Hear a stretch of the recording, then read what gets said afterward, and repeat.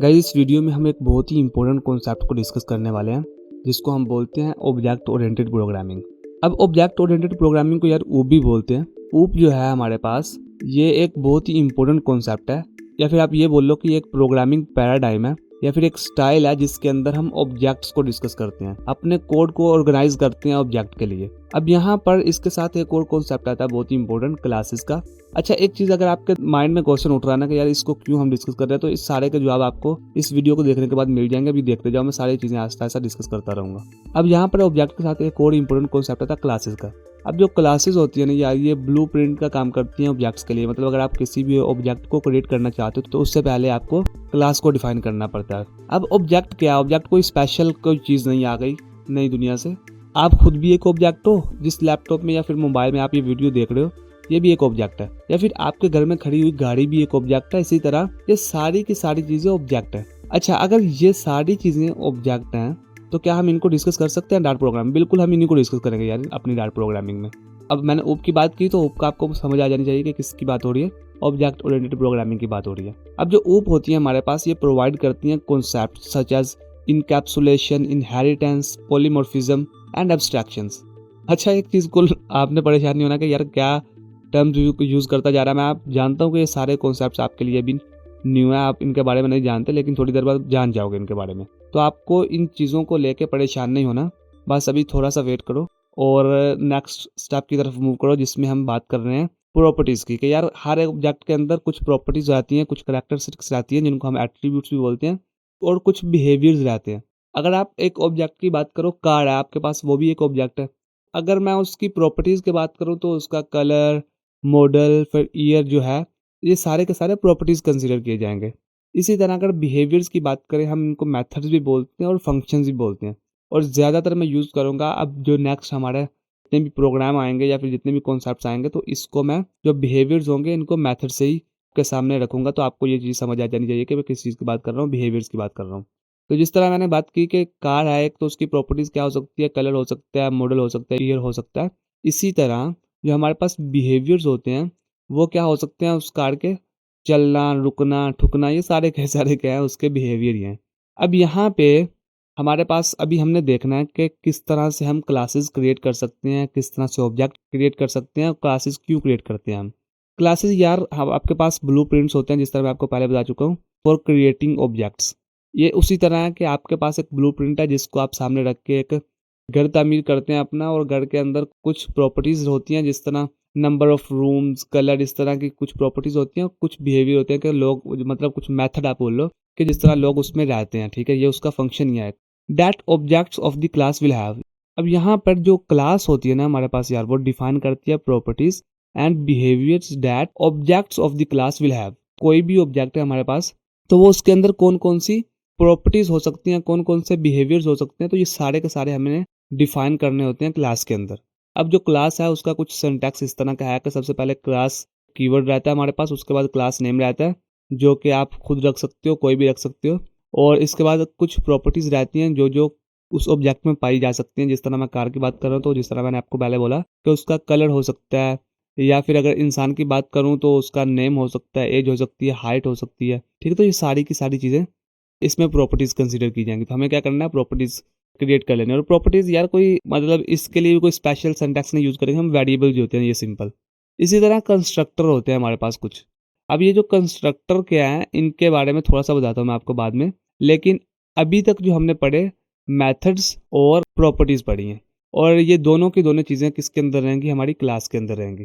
तो यहाँ पे अगर आप नीचे आओ तो आपको एग्जाम्पल भी देखने को मिल रही है कि सबसे पहले हमने क्लास एक कीवर्ड लेके आए, उसके बाद पर्सन हमने अपनी क्लास का नेम रखा, और उसके बाद string I name. String name हमने क्रिएट किया जो कि हमारा है प्रॉपर्टी है। इसी तरह इंट एज करके प्रॉपर्टी हमने एक और क्रिएट कर ली, और उसके बाद वॉइड से हेलो करके एक फंक्शन क्रिएट किया। ये असल में मेथड है। ठीक है, ये फंक्शन है कि असल में करेगा क्या ये, तो हमने से हेलो करके कर दिया कि क्या करेगा, ये प्रिंट करेगा हेलो माय नेम इज, और डॉलर नेम आ गया। अब ये जो नेम इसमें होगा स्टोर, वो यहाँ पे प्रिंट हो जाएगा। इसी तरह यहाँ पे क्या किया है, नीचे आके फिर मेन जो फंक्शन है हमारा, उसके अंदर हमने पर्सन, जो असल में हमारा क्लास नेम था, उसको कॉल करते हुए पर्सन एक और क्रिएट किया, और पर्सन के अंदर हमने क्या किया है, मतलब ये तो एक फंक्शन ही कंसिडर किया जाएगा ना। तो उसके बाद हमने पर्सन डॉट नेम करके उसका नेम लिख दिया, पर्सन डॉट एज करके एज लिख दी, और हम इसको कॉल कर सकते हैं। लेकिन यहाँ पे मैंने ये जो आपको एग्जांपल दिखाई, इसको दिखाने का मकसद ये था कि आप देख सको ये जो अभी आपके सामने कोड लिखा हुआ है ना, ये कंस्ट्रक्टर के बगैर है। लेकिन जो मैं आपको कोड लिख के दिखाने वाला हूँ, आपने इसको तो देख लिया, लेकिन जो अभी मैं आपको लिख के दिखाने वाला हूँ वो कंस्ट्रक्टर के साथ होगा। अब कंस्ट्रक्टर क्या होते हैं हमारे पास यार? कंस्ट्रक्टर एक मेथड है आपके पास, एक स्पेशल मेथड है जिसमें आप क्या करते हो कि ऑब्जेक्ट के लिए इनिशियल वैल्यू सेट कर देते हो। यहाँ पे आके मैं आपके सामने जल्दी से कर ही देता हूँ। क्लास क्रिएट लिखूंगा मैं यहाँ पे आके क्लास, और उसके बाद इस पे करूँगा क्लिक, और क्लास नेम में रख दूंगा पर्सन।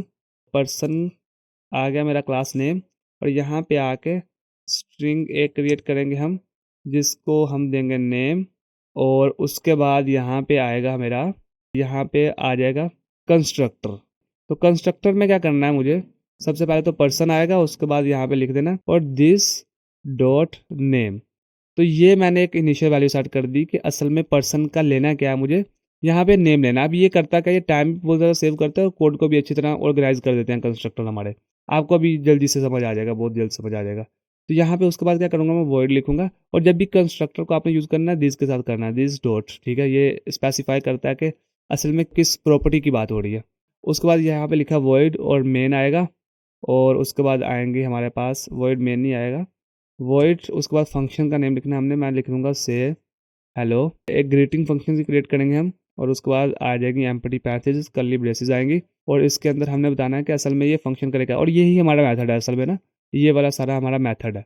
और यहाँ पे अभी हमने कहना है कि ये प्रिंट करेगा, क्या प्रिंट करेगा, हेलो करके ये प्रिंट कर देगा माय नेम इज़, क्या करेगा उसके बाद, मतलब जो भी नेम होगा वो प्रिंट हो जाएगा, डॉलर नेम कर देते हैं हम, और इसके बाद यहाँ पे क्या करना है, सेमीकोलन लगा देंगे। तो ये हमारी एक क्लास क्रिएट हो गई। अब इससे हमने क्या करना है, ऑब्जेक्ट क्रिएट करना, और ऑब्जेक्ट क्रिएट करना बहुत आसान हो गया क्योंकि हमने कंस्ट्रक्टर का यूज़ कर लिया ना। तो यहाँ पे आकर लिखेंगे वॉइड मेन, मेन फंक्शन का लिखना ज़रूरी है, ये चीज़ आपने ध्यान में रखनी है। अब यहाँ पे उसके बाद आएंगे, और वॉइड मेन आया, और उसके बाद यहाँ पे क्या करना है मुझे, मैं एक लिखूंगा वैर, और लिख दूंगा पर्सन वन, और इसको रखेंगे हम किसके इक्वल, पर्सन जो भी हमारा ऑब्जेक्ट है असल में, और उसके अंदर हम नेम स्टोर कर देंगे अपना, कौन सा नेम मैं जी करता हूँ, और उसके बाद सेमी कोलन लगाएंगे। तो ये हमारा क्रिएट हुआ, और उसके बाद अगर इसको कॉल करना है तो मुझे क्या करना पड़ेगा, पर्सन वन, और जो हमारा असल में मेथड था या फंक्शन आप बोल लो, उसको अभी हम कॉल करेंगे। तो उसके बाद ये जो हमारा ऑब्जेक्ट है, इसको हम क्या कर सकते हैं, रन करके देख सकते हैं कि ये क्या प्रिंट करवाता है। तो अभी हम रन बटन पे क्लिक करेंगे और देखते हैं कि ये प्रिंट क्या करवा रहा है असल में। तो ये प्रिंट करवा रहा है हेलो माय नेम इज़ जी। तो ये अच्छे से काम कर रहा है। तो आप देख सकते हो यहाँ पे सिर्फ कंस्ट्रक्टर को यूज़ करने से क्या हुआ कि हमने पहले इनिशियलाइज, मतलब उसकी वैल्यू जो थी वो इनिशियलाइज कर दी। बाद में हमें क्या करना पड़ा, ये इस तरह का पर्सन और पर्सन का मतलब ये हमें बाद में क्रिएट नहीं करना पड़ा ना, ये जो ऑब्जेक्ट है वो बाद में क्रिएट नहीं करना पड़ा। ये जो होते हैं ये पहले से वैल्यू क्रिएट करके रख देते हैं, और कंस्ट्रक्टर जो होते हैं ऑब्जेक्ट के लिए। तो ये मैंने आपके सामने लिख दी एग्जांपल, आप इसको भी देख लेना, और उसके बाद इसको भी देख लेना जो आपके पास यहाँ पे शो हो रही है। मैं आपको ये पूरी स्क्रीन पे दिखा देता हूँ, इसको भी देख लो अच्छी तरह, कंस्ट्रक्टर के साथ किस तरह से आपका कोड होता है और बगैर कंस्ट्रक्टर के किस तरह से होता है। तो ये ज़रूरी नहीं होता कंस्ट्रक्टर को यूज़ करना, लेकिन ये एक बेस्ट प्रैक्टिस कंसीडर की जाती है। तो अभी हम पढ़ेंगे इनहेरिटेंस एंड पॉलीमॉर्फिज्म को। अब ये जो इनहेरिटेंस का कॉन्सेप्ट है ना यार, ये हमें अलाउ करता है कि हम सब क्लासेस क्रिएट कर सके अपनी पहले से मौजूद क्लास की बेस पे। अगर आप यहाँ पे पहली लाइन पढ़ो ना, inheritance allows classes to inherent properties and behaviours from other classes. ये हमें अलाउ करता है कि हम प्रॉपर्टीज या फिर जो बिहेवियर्स हैं हमारे वो इनहेरिट कर सके दूसरी क्लासेस से। अब यहाँ पे ये जो आपके पास इनहेरिटेंस है, आप इसको इस तरह भी समझ सकते हो सब क्लासेस एंड सुपर क्लासेस की बेस पे, कि जो सब क्लासेस जिनको आप ड्राइव्ड क्लासेस भी बोल सकते हो, can extend as super class, can extend as super class. Base class जिसको आप बोल सकते हो कि बेस क्लास की बेस पे हम ड्राइव्ड क्लास, उससे मतलब बेस क्लास से हम ड्राइव्ड क्लास निकालते हैं। अब ये जो सुपर क्लास है, ये पर्सन है जिस तरह ये एक सुपर क्लास है क्योंकि ये हमने किसी से नहीं बनाई, लेकिन इसको आगे एक्सटेंड करके मैं और क्लासेस बना सकता हूँ। अभी मैं जरा इसकी एग्जांपल आपको दिखाता हूँ तो आपको इस चीज की बहुत अच्छे से समझ आ जाएगी। जिस तरह यहाँ पे आप आओ नीचे, और ये मेरी एक क्लास है, क्लास एनिमल, जो हमने पीछे क्लास क्रिएट की पर्सन, उसी की तरह है बिल्कुल। अब यहाँ पे मैंने क्या किया, एक और क्लास की डॉग क्रिएट, मतलब एनिमल के अंदर कितने सारे एनिमल हैं मैंने एक डॉग को पकड़ लिया और एक्सटेंड किसको किया मैंने, एनिमल को। अब आप बोलोगे यार एक्सटेंड करने का फ़ायदा क्या होता है? अब एक्सटेंड करने के यार हमें बहुत सारे फ़ायदे होते हैं। एक तो हम क्या कर रहे हैं, हमें बार-बार कोई नई क्लास क्रिएट नहीं करनी पड़ती, हम अपनी पहले से मौजूद क्लास मतलब उसी इन्फॉर्मेशन को यूज़ करके आगे चलते जाते हैं, जो कि एक बहुत अच्छी क्लासिफ़िकेशन हो जाती है और बहुत अच्छी तरतीब ये बनती है। इस तरह से आप बहुत अच्छी तरह आप अपने कोड को ऑर्गेनाइज़ कर सकते हैं। अब यहाँ पर आते हैं एक और कॉन्सेप्ट की तरफ और दोबारा से अपने कोड की तरफ आएँगे और ये है पॉलीमॉर्फिज्म। अब पॉलीमॉर्फिज्म क्या है कि यार ये इनेबल करता है ऑब्जेक्ट्स को of different classes to be treated as instances of a common super class. अब ये बहुत ही इंपॉर्टेंट चीज़ है, यहाँ पे इसको गौर से समझना कि जो पॉलीमॉर्फिज्म है ये इनेबल करता है इस चीज़ को, या फिर आपको ये चीज़ अलाउ करता है कि आप एक ऑब्जेक्ट जिसकी डिफरेंट क्लासेस हैं उनके साथ काम कर सके सेम इंटरफेस का यूज़ करते हुए। तो मतलब यहाँ पे जिस तरह ये मेरे पास एक है ना, जिस तरह मैंने क्लास क्रिएट की एक एनिमल, और इसके अंदर मैंने एक जो मेथड है वो आ गया मेरा वर्ड स्पीक, और इसके बाद print the animal make a sound, हमने एक इसके अंदर एक स्टेटमेंट लिख दी। अब यहाँ पर हम क्या करेंगे कि डिफरेंट जो हमारे पास एनिमल्स होंगे उनको लेके किस तरह से उनकी साउंड होती है उनको हम क्या करेंगे यहाँ पे बताएंगे। जिस तरह मेरे पास क्लास है डॉग और एक्सटेंड किसको किया मैंने यहाँ पे, एनिमल को, और यहाँ पे एक और मेरे पास नोटेशन यूज हो रही है एट ओवरराइड, ठीक है, एट ओवरराइड। अब ये किस लिए यूज होती है, ये यूज की जाती है इस चीज को बताने के लिए ये क्लास सब क्लास है किसकी, एनिमल की।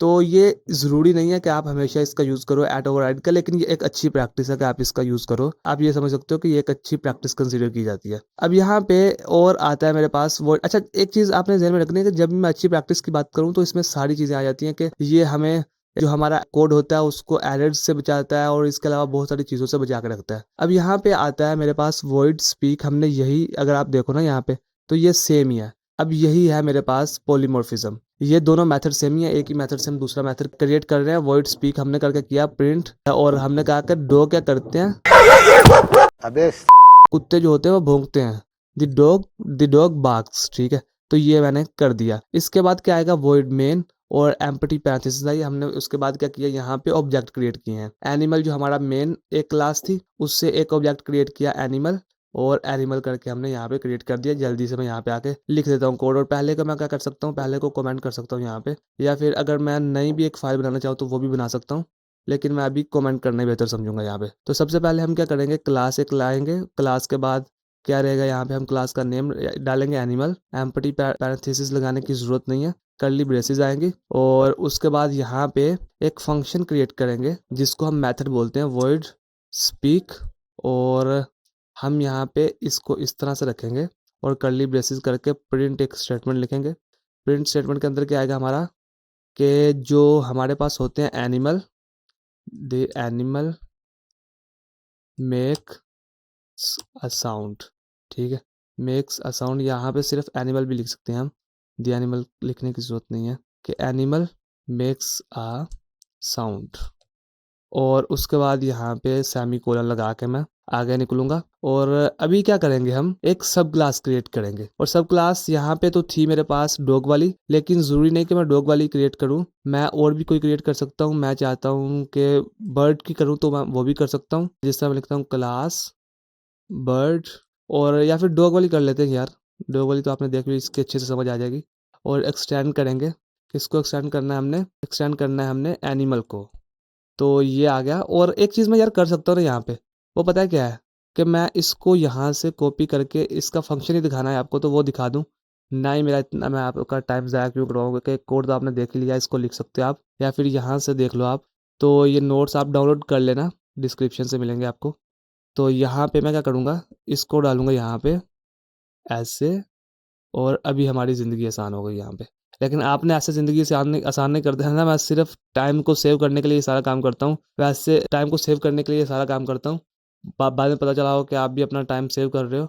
आपका टाइम सेव करना ज़रूरी नहीं, मैंने ये पहले से प्रैक्टिस की हुई है, तो इस वजह से मैं कर देता हूँ। अभी टर्मिनल को मुझे ओपन करना पड़ेगा दोबारा से, और यहाँ पे करूँगा मैं न्यू टर्मिनल, और डीबग कंसोल में आएँगे, और ये देखो आया हुआ है कि the animal makes a sound, the dog barks, जो कुत्ते होते हैं वो भौंकते हैं। इसी तरह मैं एक और क्लास भी क्रिएट कर सकता हूँ कि जो बर्ड हैं वो उनकी आवाज़ कोई भी लिख सकता हूँ, कि बर्ड क्या करते हैं, चलाते हैं, जो भी करते हैं, या चलते हैं, इस तरह की उनकी अभी तो साउंड की बात हो रही है, और भी हैबिट्स बता सकता हूँ इस तरह से यूज़ करके। अब यहाँ पे एक चीज़ मैंने आपको बोली थी कि ये ओवरराइड जो लिखा है मैंने, ऐड ओवरराइड, ये ऑप्शनल है, अगर मैं इसको हटाना चाहूँ तो हटा भी सकता हूँ, कोई भी यहाँ पे इफ़ेक्ट नहीं करेगा ये। तो मैं उम्मीद करता हूँ कि इस चीज़ की आपको समझ आई होगी। ये एक बहुत ही इम्पोर्टेंट कॉन्सेप्ट था। इसके बाद ये जो कॉन्सेप्ट आ रहा है, ये मैं समझता हूँ कि पूरा जो हमारा ये चैप्टर है, इसका सबसे इम्पोर्टेंट कॉन्सेप्ट है और वो है encapsulation and data hiding. Encapsulation ये अलाउ करता है कि आप किसी भी एक एलिमेंट को हाइड कर सको, किसी अगर एलिमेंट को आप दिखाना चाहते हो अपनी एप्लीकेशन में,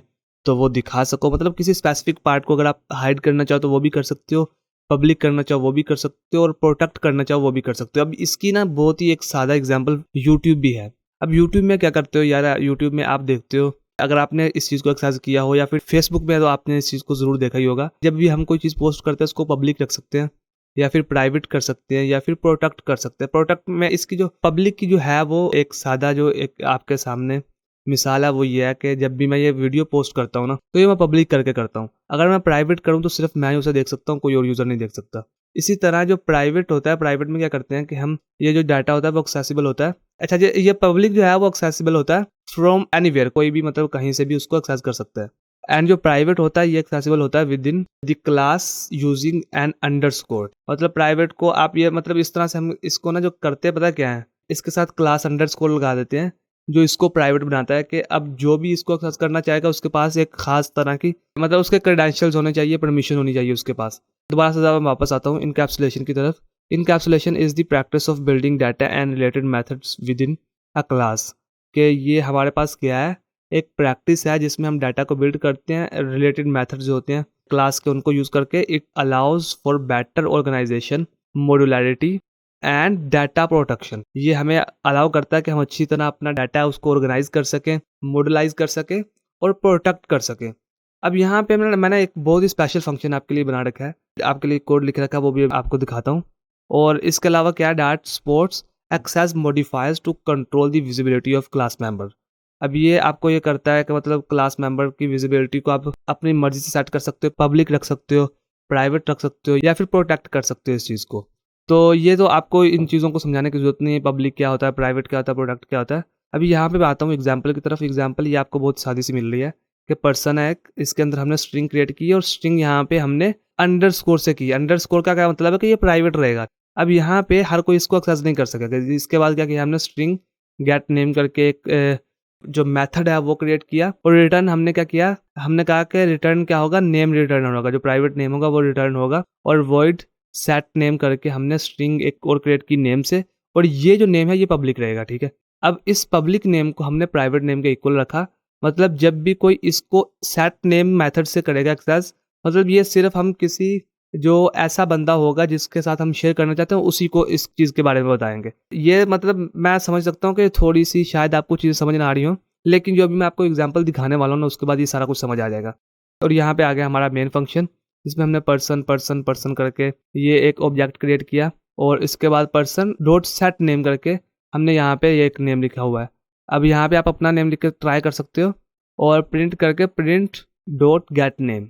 और आउटपुट हमने क्या किया, हमने कहा कि आउटपुट क्या रहेगा, जो भी सिर्फ नेम रहेगा, बल्कि हमने क्या कहा ये रहेगा यहाँ पे नेम। यहाँ पे मैं आता हूँ जो भी इसकी एग्जांपल की मैं बात कर रहा हूँ, ये थोड़ी देर पहले ना मैं आपसे ट्राई कर रहा था। यहाँ पे ये आप देख सकते हो इसको, ये है टेस्ट प्रोग्राम, ठीक है। ये मैं मेरी ये एक आदत है कि जब भी मैं कोई वीडियो क्रिएट करने लगता हूँ ना, इस वीडियो को क्रिएट करने से पहले ये कर रहा था मैं, तो जब भी मैं कोई वीडियो क्रिएट करता हूँ या फिर कोई भी मैं ऐसे करता रहता हूँ, एक टेस्ट फाइल बना लेता हूँ। मैं आपको भी यही रिकमेंड करूँगा कि आप एक टेस्ट फाइल बना के उसमें टेस्ट करते रहा करो, मुख्तलिफ डाटा मतलब मुख्तलिफ प्रोग्राम लिख के।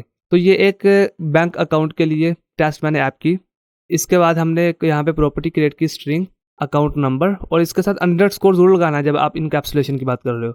और इसके बाद डबल क्रिएट की और इसके अंदर हमने क्या कहा, बैलेंस रहेगा और बैंक अकाउंट। उसके बाद इस चीज़ को मतलब हम जो मेरा असल में जो क्लास नेम था उस वो लिखा है यहाँ पे, ये है हमारे कंस्ट्रक्टर यहाँ पे, this dot account number this dot balance. और डबल क्या है, गेट बैलेंस। ये हमने कहा कि अभी बैलेंस, सबसे पहले जो मेरा बैलेंस है उसको क्या करेंगे हम, उसके लिए मेथड क्रिएट करेंगे गेट बैलेंस। और ये फंक्शन ही होते हैं असल में, बार बार मैं आपको बता रहा हूँ कि कभी भी आप इस चीज़ को लेकर कन्फ्यूज ना होना यार।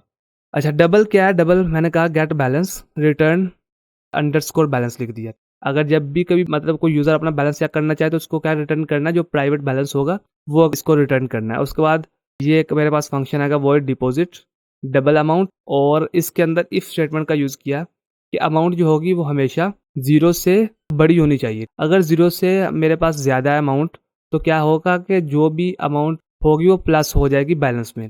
और इसी तरह जब कोई भी बंदा विथड्रॉ करवाएगा, तो जो डबल अमाउंट होगी ना, ये मेरी जो अमाउंट है ये वाली, जो अभी मैंने यहाँ पे क्रिएट की थी ये वाली, तो ये क्या होगी, ये माइनस हो जाएगी।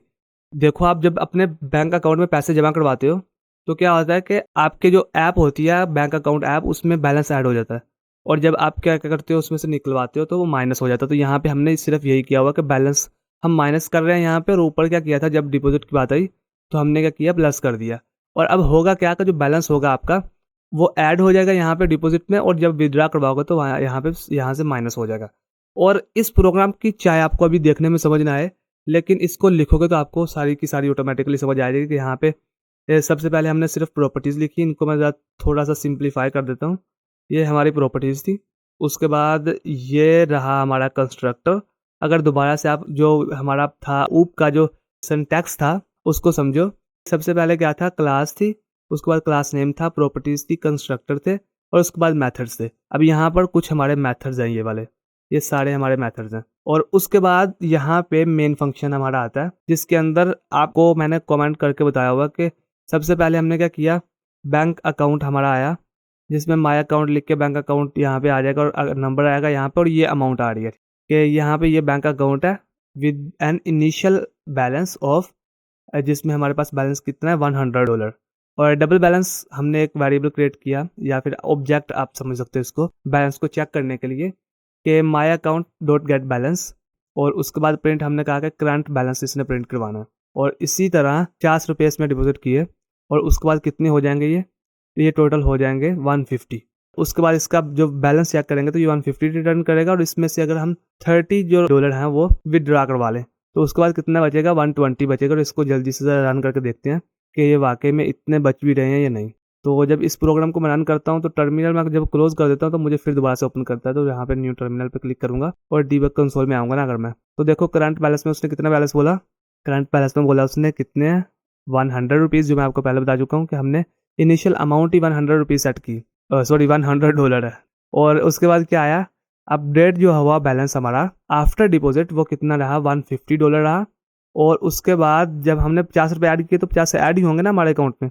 तो ये असल में आप समझो कि मोबाइल जो हमारा एक ऐप होता है ना किसी भी बैंक का, तो वो है जिसमें हमारा टोटल बैलेंस शो हो रहा है। और उसके बाद जब हमने विदड्रा करवाए 30 रुपये इसमें से निकलवा लिए, अपने किसी फ्रेंड को सेंड किए, तो 120 बचे हमारे पास, $120 बचे। तो ये तो बहुत सिंपल था, और मैं उम्मीद करता हूँ इस चीज़ की आपको समझ आई होगी। इस प्रोग्राम को आप यूज़ कर लेना, यहाँ पे मैं डिस्क्रिप्शन में इसका लिंक भी ऐड कर दूंगा, आप डाउनलोड करके इसको चेक कर सकते हो। और उसके बाद यहाँ पे हमारे पास इसका लास्ट कॉन्सेप्ट आता है, और वो भी बहुत ही एक इम्पोर्टेंट कॉन्सेप्ट है, एब्स्ट्रैक्ट क्लासेस एंड इंटरफेसेस। इसको आप एब्स्ट्रैक्शन से भी जान सकते हो। अब यहाँ पर कुछ इंपॉर्टेंट पॉइंट्स लिखे हुए हैं जिनको आप पढ़ लेना, लेकिन मैं आपको बहुत ही आसान अल्फाज में बताऊंगा कि असल में एब्स्ट्रैक्शन है क्या, इसका काम क्या होता है। कि यार असल में ना जब हमारे पास कोई कॉम्प्लेक्स प्रॉब्लम होते हैं, कुछ कॉम्प्लेक्स प्रोग्राम होते हैं, तो हम क्या करते हैं कि उनको छोटे छोटे स्टेप्स में डिवाइड कर लेते हैं। तो इसी को बोलते हैं एब्स्ट्रैक्शन, अपने प्रॉब्लम को सोल्व करने के लिए। यहाँ पर अगर आप देखो तो एक इसकी एग्जांपल लिखी हुई है, abstract class animal word make sound, और उसके बाद क्लास डॉग है, जिसके बाद हमने इम्प्लीमेंट्स लिखा, और इम्प्लीमेंट्स की जगह पे आप एक्सटेंड भी लिख सकते हो। अब यहाँ पे सिर्फ हमने क्या किया है कि एक मेथड क्रिएट किया, उसके अलावा कुछ नहीं किया। तो यही है हमारे पास एब्स्ट्रैक्शन का असल में काम। एब्स्ट्रैक्ट क्लास एनिमल, हम जो एनिमल क्लास है उसको हमने एब्स्ट्रैक्ट कर लिया, उसके साथ वॉइड जो मेक साउंड करके हमने एक जो हमारे पास मेथड था वो क्रिएट किया, और उसके बाद क्लास डॉग, और उसको इम्प्लीमेंट्स कर दिया एनिमल पर। At override word make sound लिख के हमने बोल दिया कि जो डॉग्स हैं वो क्या करते हैं, भौंकते हैं। और इसके बाद वर्ड मेन लिखा और एनिमल डॉग डॉग, और उसके बाद डॉग मेक साउंड, और इसके बाद सारी कहानी खत्म। और आप देखो कि इस दोनों प्रोग्राम्स को आप खुद ही करना, ज़रा थोड़ा सा कंपेयर करना इस प्रोग्राम को और इस प्रोग्राम को, कि इनमें कितना फ़र्क आ गया और कितना आसान हो गया। अभी इसको आप क्या कर सकते हो, बहुत ही आसानी से लिख सकते हो। और यहाँ पर इसके लिए एक और भी प्रोग्राम है मेरे पास, वो भी मैं आपको दिखाता हूँ, जिसमें हम एरिया कैलकुलेट कर रहे होंगे इसका। और यहाँ पे मैं इसके लिए आऊँगा मेन डॉट डार्ट में, ठीक है, मेन डॉट डार्ट में आएंगे हम, और यहाँ पे आके अपना प्रोग्राम लिखेंगे। और सबसे पहले इसको कर दूंगा मैं कमेंट। और कमेंट करना ज़रूरी नहीं होता, लेकिन मैं कर ही जा रहा हूँ ताकि बहुत ज़्यादा कोई हमारे पास लंबा चौड़ा सिस्टम ना हो जाए, ताकि आपको बाद में परेशानी ना हो, आप आसानी से समझ सको। तो यहाँ पे क्या आएगा, सबसे पहले हमारे पास ये कुछ इस तरह से ये हमारा प्रोग्राम आएगा। एब्स्ट्रैक्ट क्लास, शेप हमने कहा और डबल करके कैलकुलेट एरिया हमने एक मेथड क्रिएट किया इसके लिए। और सबसे पहले हम सर्कल का एरिया फाइंड करेंगे। सर्कल एक्सटेंड हमने किसको किया, शेप को किया। अब अगर आप देखो ना यार, तो यहाँ पे हम क्या कर रहे हैं, यहाँ पे हम जितने भी अपने पिछले कॉन्सेप्ट्स हैं उनको भी साथ लेके चल रहे हैं। यहाँ पर देखो क्लास सर्कल हमने किया, एक्सटेंड शेप किया और उसके बाद डबल रेडियस करके ये हमने एक इसकी प्रॉपर्टी क्रिएट की और ये असल में क्लासेस क्रिएट हो रही हैं। अगर आप देखो तो इन चीज़ों को लेके आपने किसी भी लंबे प्रोग्राम को लेके आपने बिल्कुल भी परेशान नहीं होना। यहाँ पर हमने एक एब्स्ट्रैक्ट क्लास क्रिएट की और उसके बाद कुछ क्लासेस आई यहाँ पे। सर्कल हमने एक क्लास क्रिएट की, किसको एक्सटेंड करके, शेप को एक्सटेंड करके। और यहाँ पे हमने रेडियस फाइंड करना है, तो एक प्रॉपर्टी क्रिएट कर देंगे रेडियस। और उसके बाद हमारा क्या आएगा, कंस्ट्रक्टर आएगा दिस डॉट रेडियस। और उसके बाद हमने क्या किया, ऐड और राइट लिख के डबल कैलकुलेट एरिया जो हमारे पास असल जो मेन फंक्शन था उसको क्या किया हमने, उसको यहाँ पे एक्सेस किया। और रिटर्न हमने कहा कि जब भी इसकी बात आए रेडियस की तो क्या रिटर्न करना है, 3.14 रेडियस इंटू रेडियस। ठीक है, तो ये क्या करेगा, मल्टीप्लाई कर देगा रेडियस को दो था, रेडियस का हमारे पास स्केयर रहेगा।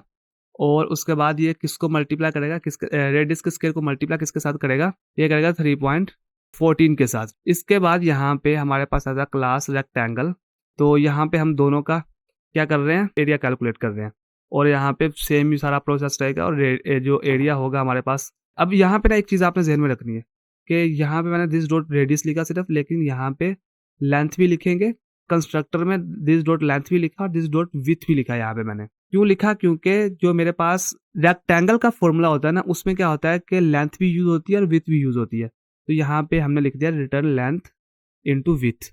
इसके बाद यहाँ पे वॉइड मेन करके हमने सर्कल क्रिएट किया। सर्कल की हमने वैल्यू सेट कर दी 5 और उसके बाद रेक्टेंगल की वैल्यू सेट की। एक तो हमने कहा कि 4 है और दूसरी लेंथ क्या है 4 और विथ इसकी कितनी है 6। और ये मल्टीप्लाई करके हमें दोनों का आउटपुट दे देगा। और सर्कल का हमारे पास क्या आना चाहिए, एरिया वो 78.5 आना चाहिए और रेक्टेंगल का क्या आना चाहिए, 24 आना चाहिए। तो अभी इसको रन करके देखते हैं कि क्या वाकई में ये करता है या नहीं। तो जब इसको रन करते हैं और टर्मिनल मैं क्लोज कर देता हूँ बार बार, फिर से मुझे ओपन करना पड़ेगा। असल में होता क्या है कि यहाँ पे सिर्फ आपने न्यू टर्मिनल करना होता है ओपन और डीबग कंसोल में आना है, तो ये खुद ब खुद सारा कुछ कर देगा। तो ये देखो इसने बिल्कुल वही रिटर्न करवाया आंसर जो मैंने आपको पहले बता दिया था। तो ये एक अच्छी चीज़ है आपके पास, एब्स्ट्रैक्शन बहुत ही अच्छी चीज़ है। तो आप इसका यूज़ करना, बहुत ये आपको फ़ायदा पहुंचाएगी। इसकी अच्छी से प्रैक्टिस करना। कुछ चीज़ें मैंने यहाँ पे डायरेक्ट लिखी है आपका टाइम सेव करने के लिए, क्योंकि मैं इस वीडियो को बहुत ज़्यादा लंबा बना नहीं देना चाहता था कि आपको बाद में मतलब आप बोर हो जाओगे देखते देखते। बाकी मैंने आपके साथ काफ़ी रिसोर्सेज शेयर किए हैं, इसके डिस्क्रिप्शन से आप इनको एक्सेस कर लेना, डाउनलोड करके रखना अपने पास। ये बहुत ज़्यादा हेल्पफुल रहेंगे आपके लिए। तो इसके साथ ये वीडियो खत्म होता है and thank you so much guys for watching this video. I will see you next time.